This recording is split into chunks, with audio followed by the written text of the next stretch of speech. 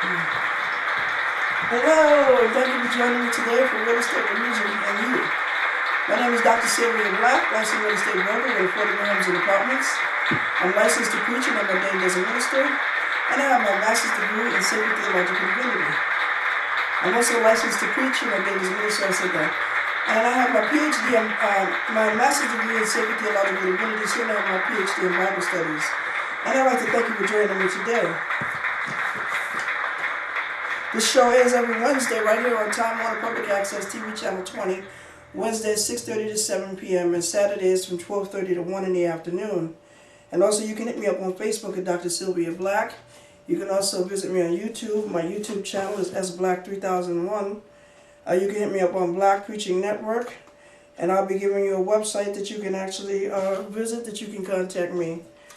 If you decide to, if you just want to, contact me or what have you. Okay?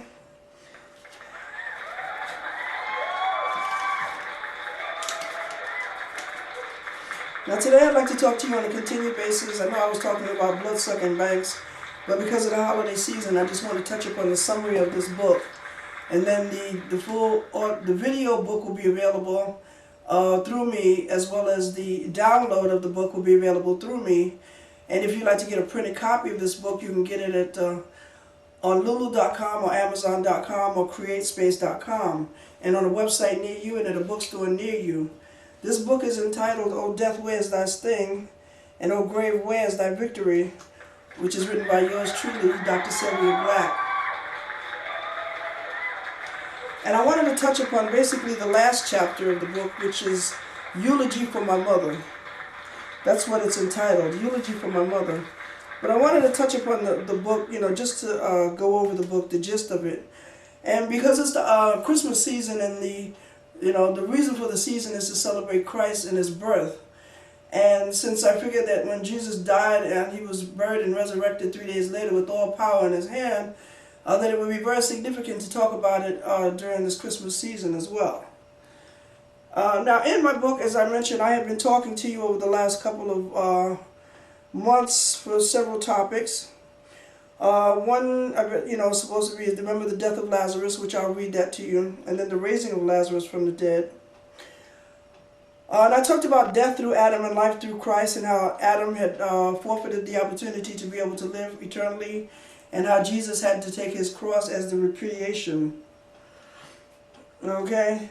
That we no longer are bound by the law, that God's law reveals our sin, that we are definitely indeed struggling with sin, but that we are promised life in the Spirit and the future glory of God. I talk about the significance of Jesus' death, burial, and resurrection, and how in order to know the power of His resurrection, we must know the power of His suffering.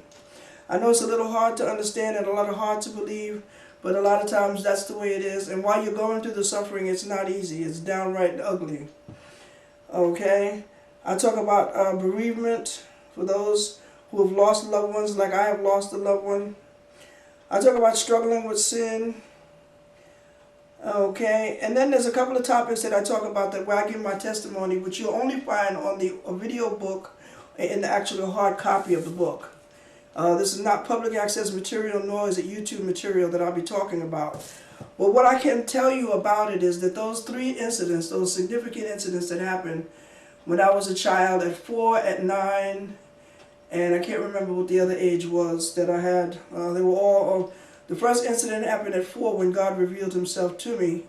The second was when I was 9, and the third was somewhere around in my teens or what have you, but I was a child. And these events, it appeared to look as if it was to my demise, to my termination, as you can say, that it was supposed to be, done, a done deal.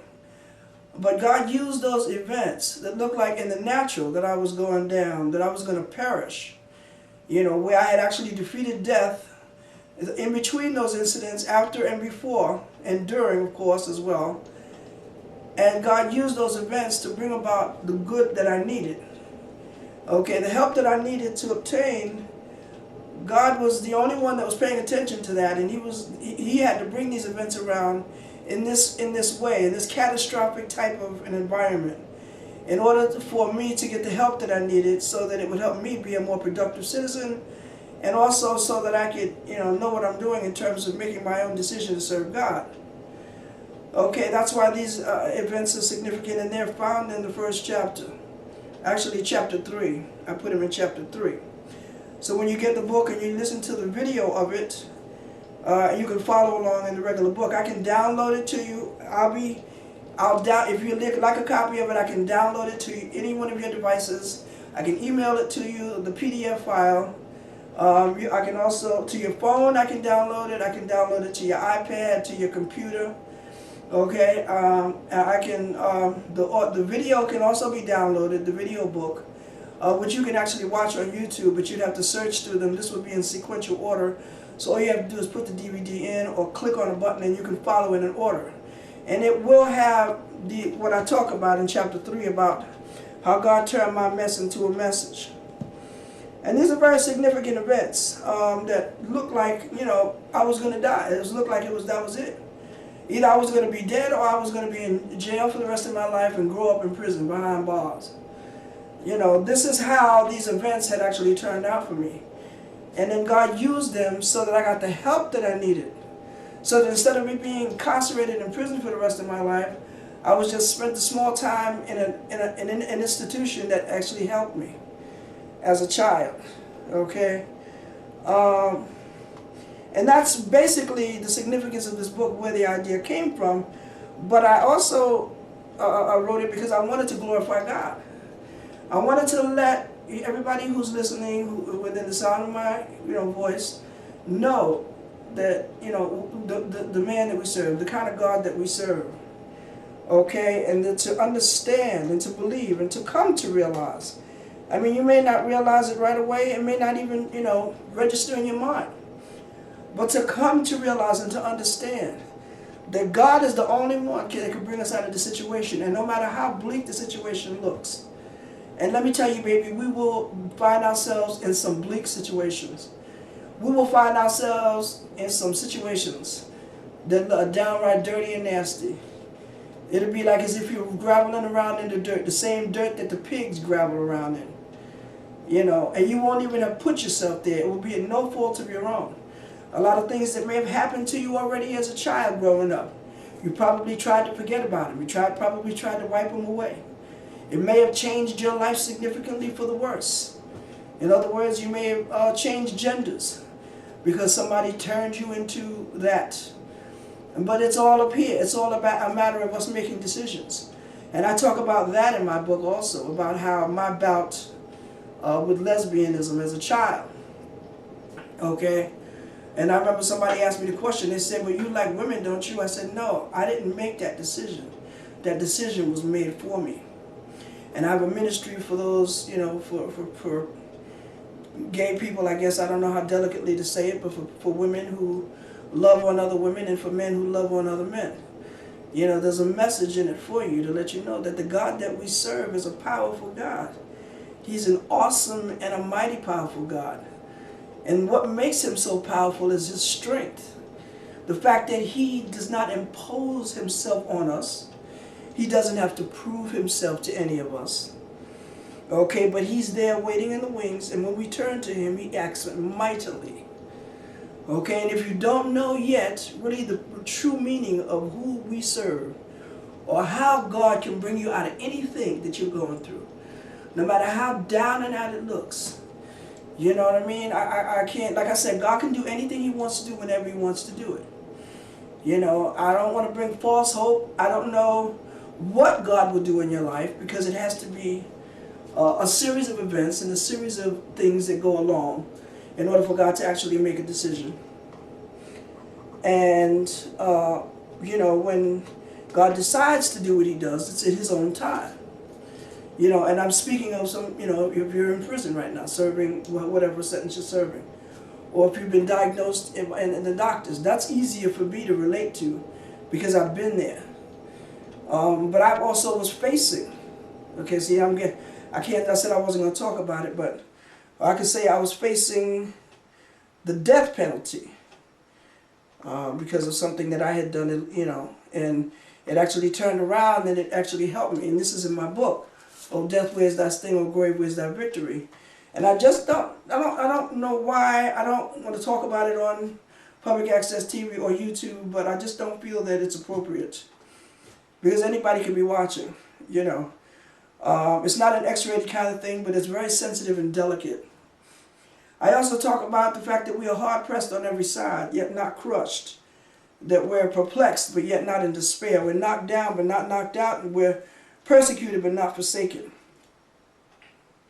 I talk about how I share in his sufferings and his promises. We're struck down, but not destroyed. Our flesh is to put to death sin so that our spirit can live. Okay? We walk in the flesh. We do not war after the flesh. And see, this is what I mean when I say that, you know, nobody can turn you into something that you don't make a decision to do. Because I remember I used to say, you know, hey, you may be able to make me do what you want me to do, but you cannot make me become who you want me to become. You can't make me think the way you want me to think. You can't make me make a decision and say, I want to be like you. I have to make that decision for myself, and it's me who is in charge of that. What goes on up here and in here, I have full control of it. Okay, I make the decision who I hang out with. I make the decision who I love. I make the decision who I serve. You know, you don't make that decision for me just because you violated me or because you done me wrong. You know, that doesn't mean that I'm going to conform to your way. Because I see how ugly your life is. Okay, I see how miserable you are as an individual. You know, and that doesn't bring joy to me. I want to be like you so I can be miserable? No way.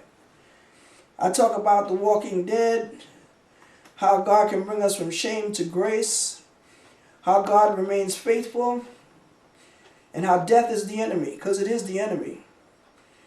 I talk about the defeat of Satan, how Satan has already been defeated. How we can, I talk about Paul and Silas in prison, how they praised the prison walls down. They praised their way out of prison. So what does that mean to me? That means that I can praise my way out of any situation, okay, that I'm in. I talk about how Jesus heals a demon-possessed man, how to shine brightly for Christ, how Jesus is the light of the world, what ways we can shine brightly for Christ. Okay, and then I talk about, you know, the fact that I talk about living beyond the grave. I talk about the walking dead, and I talk about what's that other topic? The walking dead, living beyond the grave, and dancing with the devil. Those are three significant topics. Dancing with the devil, you know, you have a party with the devil. Living beyond the grave, that's again making that decision to serve God so that we can have eternal and everlasting life. And the living dead are people who walk around with no life inside of them. They just merely exist because they don't know God for themselves. They don't know the power of his suffering, and they don't know the power of his resurrection. They tried to bury the sufferings that they've endured under the rug and try to mask it with, you know, just living their life and trying to thinking that, you know, everything is normal, you know, and that everything is going to be okay, that all they have to do is just ignore it and just, but you can't do that. That's like when the doctors give you medication for something, when you need a pill for the actual, the item that's afflicting you, but what they give you is a pill to mask it. You know, like in my case, it's a pill to calm me down and keep me calm, which works because I can think straight, but it doesn't cure the problem or heal the problem. Now again, I'm talking about my book, "Oh Death, Where's Thy Sting? Oh Grave, Where's Thy Victory?" which is available on Lulu.com, Amazon.com, and is available now. So you can get a copy of it. As I said, I can also download it to you. All you got to do is email me with your email address, and I'll download it to you, to your phone, to your tablet, to your computer. Okay? As I promised you, we're going to be talking about eulogy for my mother. In basic, this is what the book is basically all about. A lot of the things that happened to me, how I overcame death, happened as a child growing up under the auspices of the woman who gave birth to me. Okay? Now, the positive things about her was that she wasn't a bad looking woman. She was good, very good looking. She took care of herself in terms of how she dressed, how her appearance was, and whatnot. She worked hard. I think that was the most significant part of her life that I mirror, is her hard work. She never missed a day at work. She went to work every day. Okay, and I mirror after that because I work hard. I never miss a day. I'm a hard worker, like a dog on a bone, baby. I'm going to get what I want, but I'm going to get it legally, and I'm going to get it by working for it.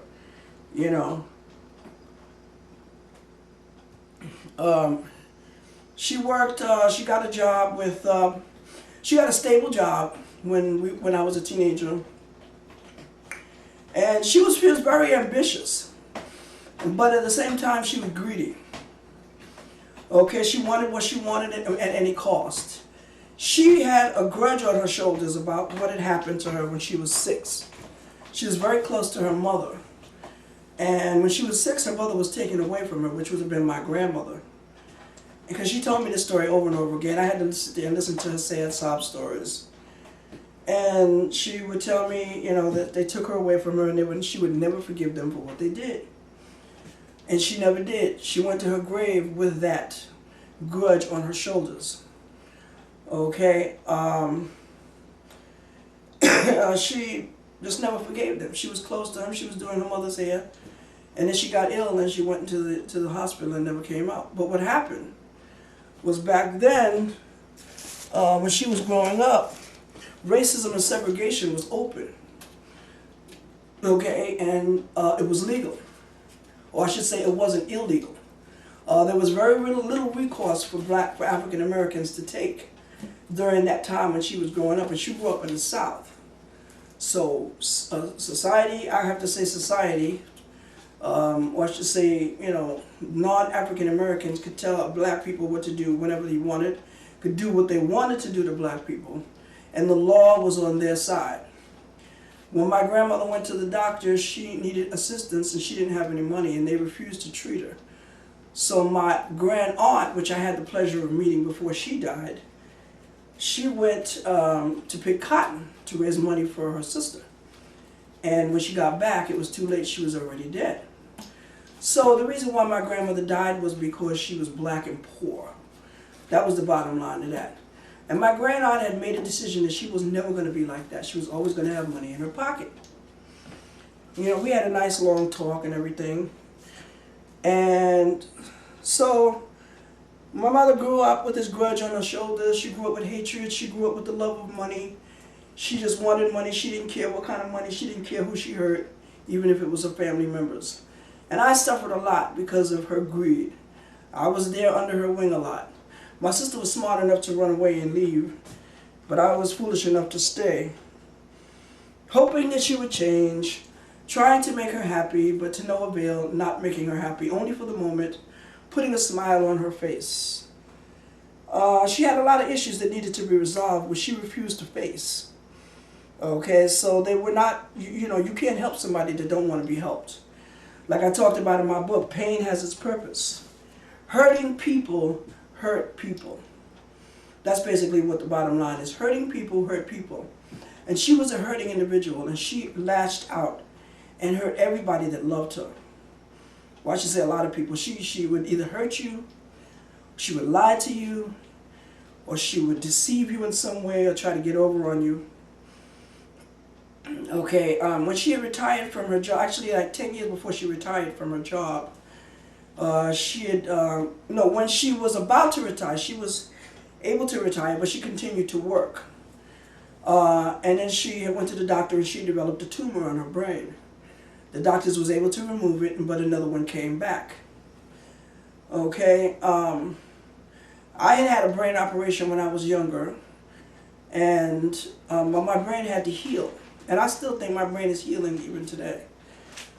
She tried her best to keep me not thinking for myself, not doing for myself, not, coming, because she was afraid of me, when I looked her right in the eyes, she'd have to take a lot of medicine to calm her down. And I remember looking in her face, and I said to her when she told us that the doctors had diagnosed her with a second brain tumor, and that the only way that this brain tumor could be removed is if it was, she would have suffered severe nerve damage. And there wasn't nobody that she could trust because she had done evil to practically everybody. This is my mother, the one that gave birth to me. Okay? And I'm talking about my book, "Oh Death, Where's Thy Sting? Oh Grave, Where's Thy Victory?" Okay? So for the last 30 years of her life, she suffered progressively from this brain tumor. The doctors had told her what was going to happen eventually. She refused radiation to try to shrink it. She just dealt with it. Eventually, it rested on her lungs. Her food, instead of when she would eat, it wouldn't go down her throat. It would go down her lungs. And she would have to keep coughing it up, coughing it up, and coughing it up. But eventually, it was going to shut down completely anyway on her, because that's what the doctors had told her. And the last few days of her life, she was still talking. You know, I should say the last month. Last time I talked to her was just before Christmas. The year previously, that was last year, just before Christmas. And then she died this year, February, here. In her bed. She was in the hospital. The doctors had diagnosed her with pneumonia, and she didn't want to die in the hospital, so she died in her bed. And my niece was there with her, but I didn't know. Nobody told me that she was that ill. I would have went and visited her. I still believe that her life could have been prolonged because she could have been fed intravenously some food. Excuse me, that would have solved the problem of her eating. But anyway, so she, like I said, and then they said that the reason why the tumor was developed was because she used to eat a lot of greasy foods. And so the greasy foods somehow had something to do with the mass that it was created on her brain. But she suffered from it. You know, you could tell in some of the pictures that her shoulder was getting tight, and she would talk funny, she would cough funny. Her breathing was becoming impaired, so she was suffering tremendously. And I remember looking at her when I remember she had told us for the first time that she had been diagnosed with another tumor. And I said, you know, this was the first time a revelation had came to me, and I said, oh wow, I said the same thing that you tried to do to me all those years is happening to you, only thing there's nothing you can do about it. And for some reason that brought me a tremendous amount of relief, because I know that God is on the throne, that He is not going to allow sin to go unpunished. And see, this is what I mean when I talk about in my book that I have proof that God can do anything but fail, no matter what situation you're in. He can bring a revelation to you to let you know why things are going the way they're going, no matter what kind of hell you're going through. He can bring it all to light if you want an understanding of it. And that was the first real revelation that I had before I even started delving into the Bible. You know, I would say, wow, the same thing that you were doing to me all these years. You know, she would knock me in the head and stuff like that to try to, you know, I guess shift my brain to the other side so I wouldn't think. You know, and she would always, you know, just try to keep me thoughtless. And then here she is sitting with a second brain tumor on her brain, which is going to cause severe nerve damage if she has it removed. So she had no choice but to live with it and die with it. So I'm like, wow, that's amazing. This woman she was my mother, and I loved her till the day she died. I still love her. You know, when this Christmas season comes around, I miss, because we'd always go to her house and celebrate. You know, now the table is turned. It's come to my house now. It's my turn. I'm not the eldest. My sister's sort of, and she's disabled. Not sort of, she is disabled. She needs a 24-hour guard, somebody in her house 24 hours to help take care of her. Okay, that's what the position that she's in. My sister has done some evil too. My sister and my mother, they were both in cahoots together against me. They did a lot of dirt and evil against me. And my niece also joined in with them, with the band, on the bandwagon. See, so you can understand why I say that some of these things that I can't talk about on the air, because they're very, very sensitive, and they're very, you know, they're just something that I can't talk about. But the bottom line is that, you know, my mother was introduced to God when I was 4. And she saw the miracle of God being performed on me. Okay? And yet she still didn't believe. And I do believe that that's what happens. God allows situations and circumstances He brings in our life to show us, to prove to us, and he don't have to prove nothing to us, but he shows us and proves to us on a daily basis. See, I'm God. Look at what I can do. You know, now come to me, serve me, and I will give you the same blessings that I give her. You know, and I think about all of the good things that could have happened as a result of family. She was married a couple of times, but all her husbands left her. You know, how can you do so much evil in your life and then think that you're going to live a happily ever after? It's not going to happen. Sin does not go unpunished forever. And I'm talking about my book, Oh Death, Where's Thy Sting? Oh Grave, Where's Thy Victory? And that's available on Amazon.com. You know, and you just can't do it. You know, so she did evil, and, you know, a lot of evil was done to her. The people who she trusted committed evil against her. She was not a righteous woman. She loved the sheep. Matter of fact, the words that came out of her mouth was, she's going to do all the evil that she can do so she can live as long as she can live. And so she confessed her life to the devil. She actually confessed, you know, serving of the devil. She made it a proclamation out of her mouth that that was going to be her destiny. She was going to serve the devil. And why? Because a lot of her relatives that she loved were dying off early. But they were dying off early because they were sinning. They were into drugs. They were getting shot. They were dying from AIDS, from drugs. You know, and she didn't see it that way because she wanted them to live. Her brother, one of her brothers, early in his military career, he died. You know, and then my grand aunt had some sons, they died. You know, so a lot of family members had died early. You know, and either, like, remember what happened with David when he sinned against God? Somebody had to die, remember? His son had to pay the price for David's infidelity. Okay, so somebody's going to die, and that's what God reveals to me. You know, why did that person have to die? So you could live. That's the bottom line of that. That person, she had to die. He had to die so you could live. Now, what choice do you want? Do you want it to be you, or do you want it to be her? Who's going to heaven and who's going to hell? Is it going to be you, or is it going to be him? Okay? See, these are questions that I had to answer. And I'm glad that God had asked me these questions because, you know, he knows when you're about to slip. You know. And I remember I saw a lot of my family members, my cousins and them that I saw that did me wrong. They was either in wheelchairs, or they were like they looked so old. You know, they were walking on crutches. And they were sitting there looking at me like, how old is you, Sylvia? My own family didn't even know how old I was. Because I look years younger than what I do. God has preserved me. He's given me beauty for ashes. This is what I mean when I talked about it in my book. I talked about the oil of joy for mourning, beauty for ashes, and spirit of garment of praise for heaviness. See, this is one of the these are the things that you can take advantage of if you serve God. Turn your life around now.